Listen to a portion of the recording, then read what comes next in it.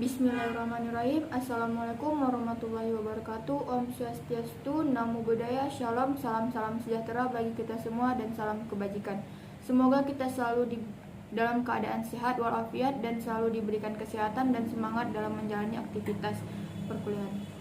Baiklah, saya moderator perwakilan dari kelompok 12 dengan saya sendiri Fajrina Nabila dengan NIM 21076011 dan teman saya Konita Altaf dengan NIM 21231024. Baiklah, kami akan membahas tentang upaya pembaruan pendidikan.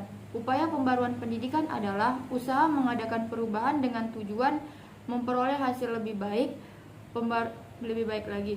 Pembaruan perlu terus dilakukan seiring dengan perkembangan teknologi yang menghadirkan tantangan dan persoalan, baik dari luar maupun dari dalam sistem pendidikan itu sendiri.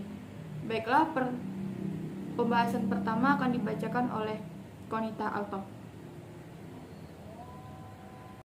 Pembaharuan kurikulum pendidikan dasar menengah pada masa Orde Lama. Yang pertama yaitu kurikulum 1947. Yang disebut juga dengan Rencana Pembelajaran 1947. Dalam bahasa Belanda yaitu Leerplan, yang artinya rencana pembelajaran, bersifat politisi, yaitu satu ciri kurikulum 1947 karena dari awalnya berkiblat pada pendidikan Belanda yang dirubah untuk kepentingan nasional. Yang merupakan ciri-ciri kurikulum 1947, yang pertama adalah sifat kurikulum mata pelajaran yang terpisah dari tahun 1946 sampai 1947. Yang kedua yaitu penganar di sekolah. Yang ketiga yaitu dalam jenjang pendidikan memiliki jumlah mata pelajaran yang berbeda-beda. Konsep kurikulum rencana pembelajaran 1947 masih bersifat sederhana, yaitu hanya sebagai rencana pembelajaran yang akan dilaksanakan atau diimplementasikan dalam pembelajaran di kelas. Dengan demikian, bahwa kurikulum belum mencakup seluruh pengalaman yang akan diperoleh peserta didik baik dalam kelas maupun luar kelas. Yang kedua adalah kurikulum 1952 atau disebut juga dengan rencana pembelajaran terurai 1952. Sistem pendidikan nasional sudah menjadi tujuan kurikulum ini. Pada Undang-Undang Nomor 4 Tahun 1950 tentang dasar-dasar pendidikan dan pengajaran di sekolah mempengaruhi munculnya kurikulum 1950 ini. Dalam konteks rencana pembelajaran terurai 1952, mata pelajaran yang diklasifikasikan dalam 5 kelompok bidang studi. Yang pertama yaitu moral, yang kedua yaitu kecerdasan, yang ketiga yaitu emosionalistik atau artistik, yang keempat yaitu keterampilan, yang kelima yaitu jasmani. Yang ketiga yaitu kurikulum 1964 atau rencana pendidikan 1964, yaitu dengan memiliki konsep pembelajaran aktif, kreatif, dan proaktif menjadi isu-isu yang dikembangkan pada rencana pendidikan 1964. Cara belajar digunakan kurikulum 1964 adalah sebuah metode yang disebut dengan gotong royong terpimpin.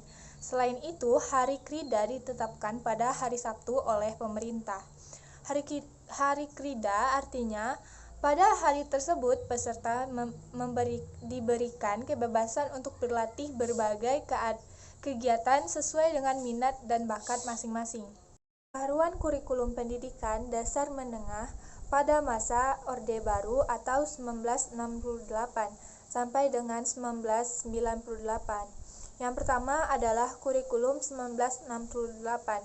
Dilihat dari aspek tujuannya, upaya untuk meningkatkan rasa cinta tanah air, kuat dan sehat jasmani, mempertinggi kecerdasan dan keterampilan jasmani, moral, budi pekerti, dan keyakinan beragama lebih ditekankan pada kurikulum 1968. Correlate subject curriculum menjadi ciri khas struktur kurikulum 1968. Artinya bahwa materi pada jenjang pendidikan rendah memiliki korelasi untuk jenjang pendidikan pada jenjang selanjutnya. Kurikulum 1968 identik dengan muatan mata pelajaran teoritis. Yang kedua adalah kurikulum 1975. Prinsip implementasi kurikulum 1975 adalah yang pertama, pendidikan harus berorientasi pada tujuan. Yang kedua, menggunakan pendekatan integratif dalam arti bahwa agar tujuan pembelajaran menjadi tujuan yang integratif. Yang ketiga, dalam daya dan waktu menekankan keefisienan dan keefektifannya. Yang keempat, mengandung pendekatan sistem instruksional yang dikenal dengan PPSI. Perubahan tingkah laku peserta menjadi tujuan utama kurikulum ini. Yang kelima adalah stimulus dan respon yang dipengaruhi oleh psikologi tingkah laku.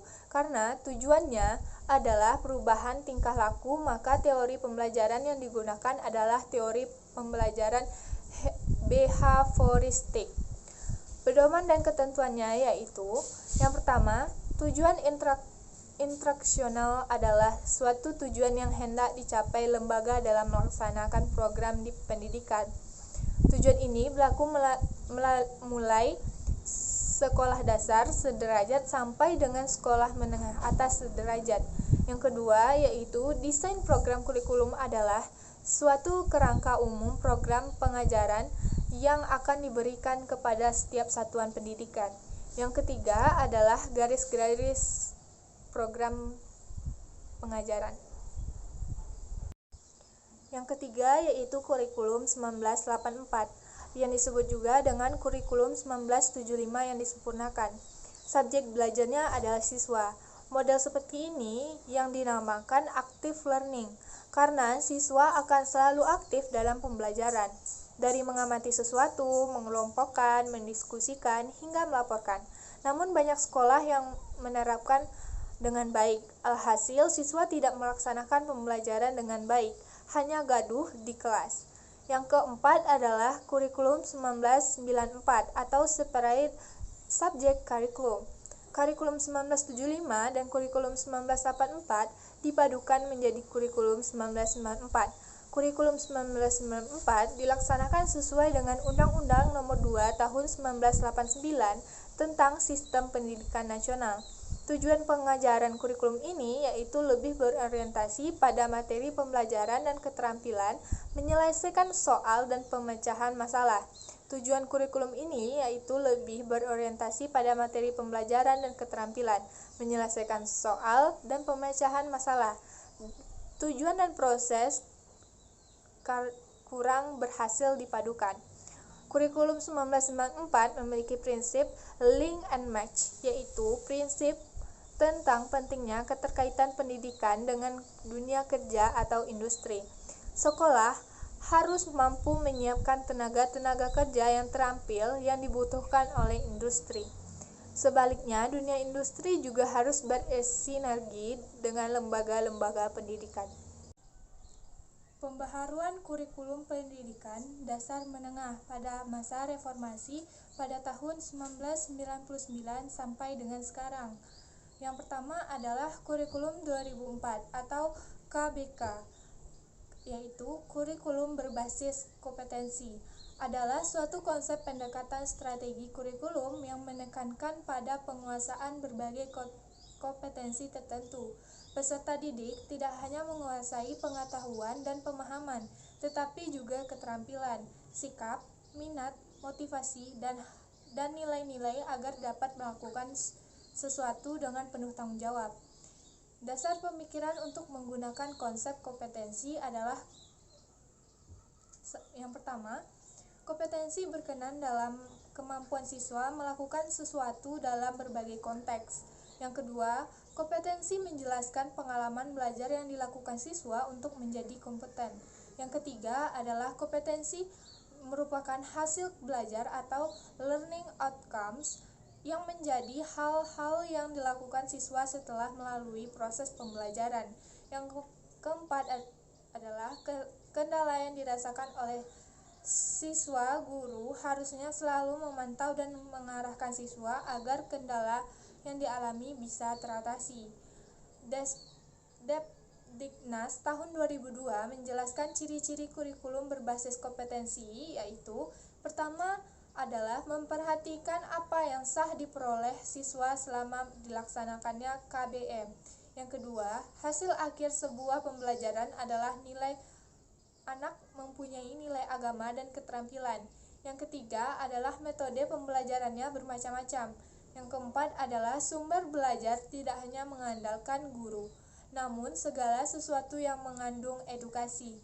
Yang kelima adalah penilaian berdasarkan proses yang dilalui siswa dan hasilnya. Yang kedua adalah kurikulum 2006 atau KTSP, kurikulum tingkat satuan pendidikan. Pencapaian kompetensi adalah orientasi dari KTSP, maka dari itu KTSP disebut juga dengan KBK yang disempurnakan.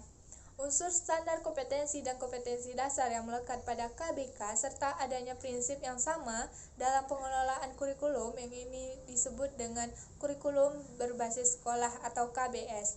Landasan penyusunan kurikulum KTSP atau Undang-Undang Nomor 20 Tahun 2003 tentang Sistem Pendidikan Nasional.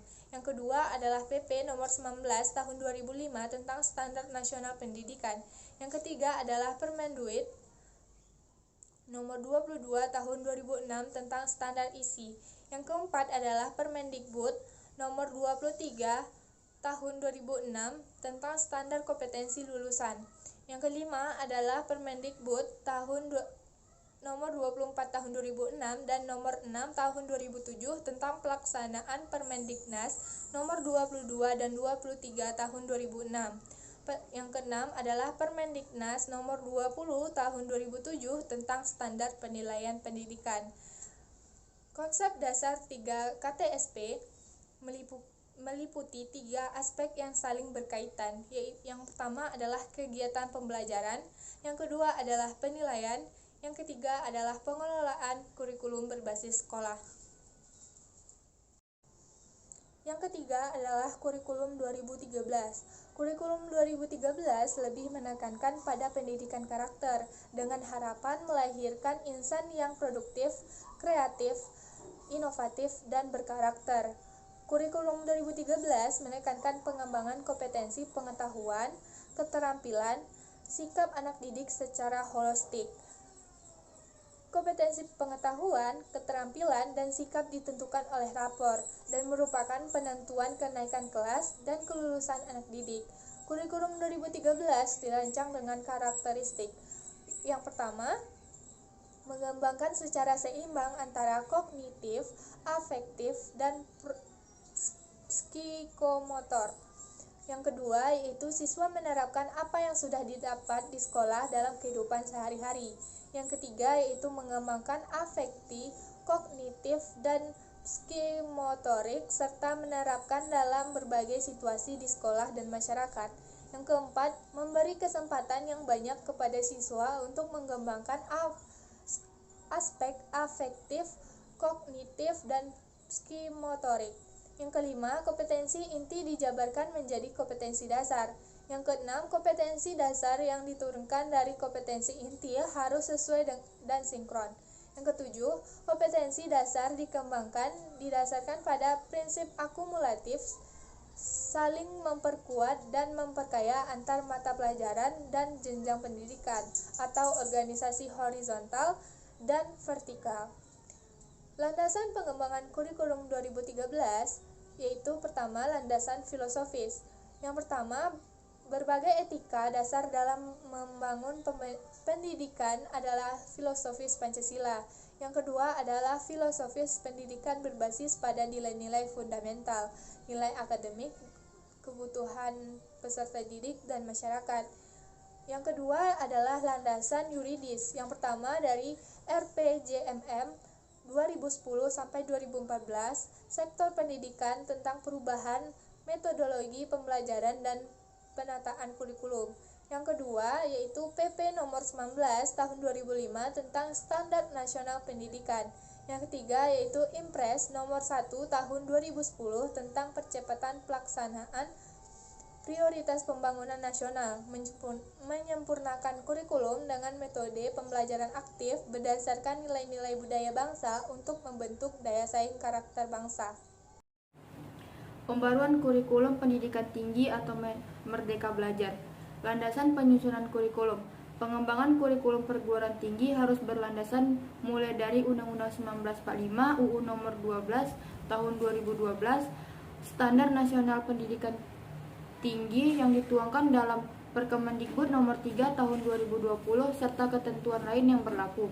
Penyusunan kurikulum hendaknya dilandasi dengan fondasi yang kuat baik secara filosofis, psikologis, sosiologis, historis maupun secara yuridis. Metode dalam pembelajaran. Bentuk pembelajaran diatur dalam SNDikti pada pasal 14 dan konversinya dalam SKS diatur pada pasal 19. Pemilihan bentuk pembelajaran dalam aktivitas belajar mahasiswa pada mata kuliah dapat digunakan untuk mengestimasi waktu belajar, yang selanjutnya dapat digunakan untuk menghitung bobot SKS mata kuliah. Metode pembelajaran dapat didefinisikan sebagai cara yang digunakan untuk memfasilitasi aktivitas pembelajaran mahasiswa yang berorientasi pada pencapaian pembelajaran yang telah ditetapkan. Metode pembelajaran yang dikembangkan pada setiap topik atau tahapan pembelajaran dari suatu mata kuliah, disesuaikan dengan pencapaian pembelajaran dari topik tersebut. Strategi implementasi kurikulum dalam program Merdeka Belajar Kampus Merdeka dilandasi dengan Perkemendikbud Nomor 3 Tahun 2020 tentang Standar Nasional Pendidikan Tinggi pada standar proses pembelajaran khususnya pada pasal 15 sampai dengan 18. MBKM bertujuan untuk mendorong mahasiswa memperoleh pengalaman belajar dan berbagai kompetensi tambahan di luar program studi atau di luar kampusnya. Pengelola pendidikan inovatif SMPT, SMAT, dan UT. Masalah-masalah yang dituntut untuk diadakannya inovasi pendidikan. Yang pertama, ada perkembangan ilmu pengetahuan menghasilkan kemajuan teknologi yang memengaruhi kehidupan sosial, ekonomi, politik, pendidikan, dan kebudayaan bangsa Indonesia. Sistem pendidikan yang dimiliki dan dilaksanakan di Indonesia belum mampu mengikuti dan mengendalikan kemajuan-kemajuan tersebut, sehingga dunia pendidikan belum dapat menghasilkan tenaga-tenaga pembangunan yang terampil, kreatif, dan aktif sesuai dengan tuntutan masyarakat dan keinginan masyarakat. Yang kedua, laju eksplorasi penduduk yang cukup pesat, yang menyebabkan daya tampung, ruang, dan fasilitas pendidikan yang sangat tidak seimbang. Yang ketiga, melonjak aspirasi masyarakat untuk memperoleh pendidikan yang lebih baik, sedangkan di pihak lain berkesempatan yang sangat terbatas. Mutu pendidikan yang dirasakan semakin menurun dan yang belum mampu mengikuti perkembangan ilmu, pengetahuan, dan teknologi. Belum mekarnya alat organisasi yang efektif serta belum tumbuh suasana yang subur dalam masyarakat untuk mengadakan perubahan yang dituntut oleh keadaan sekarang dan yang akan datang. Kurangnya ada relevansi antara program pendidikan dan kebutuhan masyarakat yang sedang membangun. Keterbatasan dana dan meningkatkan animo masyarakat untuk memperoleh pendidikan yang lebih baik. SMP terbuka, sekolah menengah umum tingkat pertama yang kegiatan belajarnya sebagian besar diselenggarakan di luar gedung sekolah dengan cara penyampaian pembelajaran melalui media dan interaksi yang terbatas antara guru dan murid. Universitas terbuka. Dalam rangka meningkatkan daya tampung perguruan tinggi, maka pemerintah atau Departemen Pendidikan Kebudayaan mendirikan universitas terbuka. Lembaga ini berdasarkan keputusan pemerintah nomor 41 tanggal 11 Juni 1945, lalu berdasarkan peraturan pemerintah nomor 5 tahun 1980. Dijabarkan pula struktur organisasi UT yang ditetapkan dengan keputusan Menteri Pendidikan dan Kebudayaan nomor 0389-0-1984 tanggal 27 Agustus 1984 setelah mendapatkan persetujuan dari Pendayagunaan Aparatur Negara. SMP terbuka. Latar belakang pendirian SMP terbuka. Yang pertama, kurangnya fasilitas pendidikan dan tempat belajar. Yang kedua, tenaga pendidikan yang tidak cukup. Yang ketiga, memperluas kesempatan belajar dalam rangka pemerataan pendidikan. Yang keempat, menanggulangi anak terlantar yang tidak diterima di SMP negeri. Tujuan SMP terbuka: menjadi warga negara yang baik sebagai manusia yang utuh, sehat dan kuat lahir dan batin. Menguasai hasil pendidikan umum yang merupakan kelanjutan dari pendidikan dari sekolah dasar. Memiliki bekal untuk melanjutkan pembelajaran ke sekolah lanjut atas untuk terjun ke masyarakat. Meningkatkan kedisiplinan siswa, menilai kemajuan siswa dan menetapkan hasil pembelajaran media. Ciri-ciri SMP terbuka: terbuka bagi masyarakat tanpa batas umur dan tanpa syarat-syarat akademis yang ketat. Terbuka dalam memilih program pembelajaran untuk mencapai ijazah formal, untuk memenuhi kebutuhan